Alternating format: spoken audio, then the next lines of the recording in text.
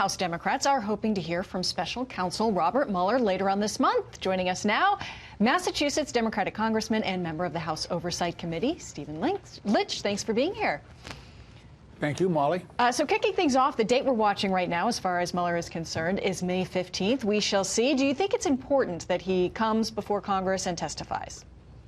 Oh, absolutely. I think there's some discrepancy about the way that Attorney General Barr portrayed the Mueller report when it first came out of the box. So it'll be interesting to ask Special Counsel Mueller what the difference is between what he thought the report should be and the one that was given by Bill Barr.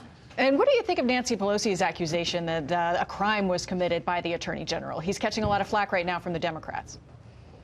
Yeah, well, she said she thought that his testimony was untruthful, and that is arguably the case. So we'll have to wait and see. All right.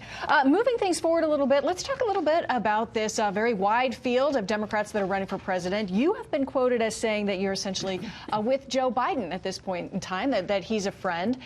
Is his path to victory in the Midwest, those areas in the Rust Belt that he's proven to be popular, packing union halls there at events?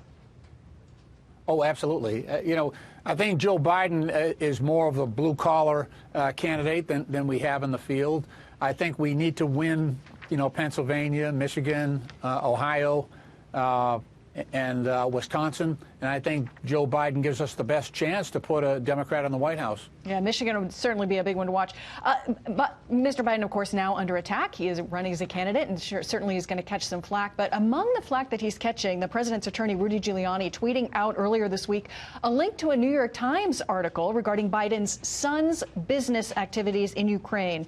Writing, Biden conflicts are too apparent to be ignored and should be investigated quickly and expeditiously. Now, this relates to Biden's son, Hunter, specifically, a very lucrative, reportedly up to making $50,000 a month for work on the board of a Ukrainian energy company during the Obama administration. Of course, at that point in time, Biden was the vice president, and he was using the pressure of financial aid, up to $1 billion actually in loan guarantees in that country, ultimately in a successful effort to aim to get the top prosecutor there fired. Your thoughts on conflict of interest here? Well, I'd have to look at it. This is the first really that we've heard of it. I'm not sure what year that was.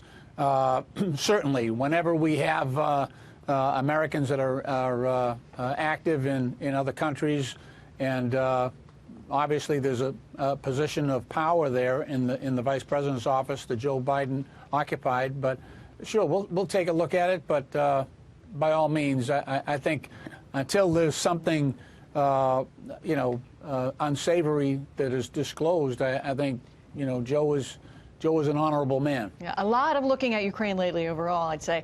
Let's talk a little bit about jobs. 253,000 jobs last month, 3.6% unemployment rate, the lowest in 50 years. The president really crowing about this, as well as Republicans. Here we are in a campaign season that's just beginning to kick off, and we're seeing sort of a chorus for Democrats saying, they see the numbers, but they think the average working person isn't seeing the benefit. Your thought on that as running as a Democrat right now with the economy the way it is?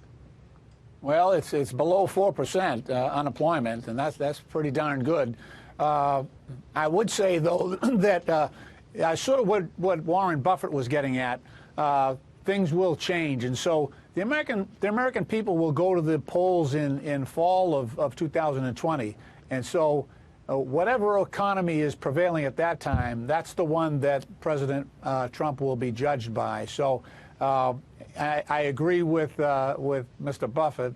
Things will change, and we'll see whether this the stimulus that the president instituted through the tax cuts for mostly high-income people will carry the day in September, October, November of 2020. That is the thing about politics, right? Going closer and closer. There's still quite a bit of time left. Congressman Lynch, thank you so much for your thoughts today. We appreciate it. Thank you, Molly. Good to be with you. Thanks for joining us.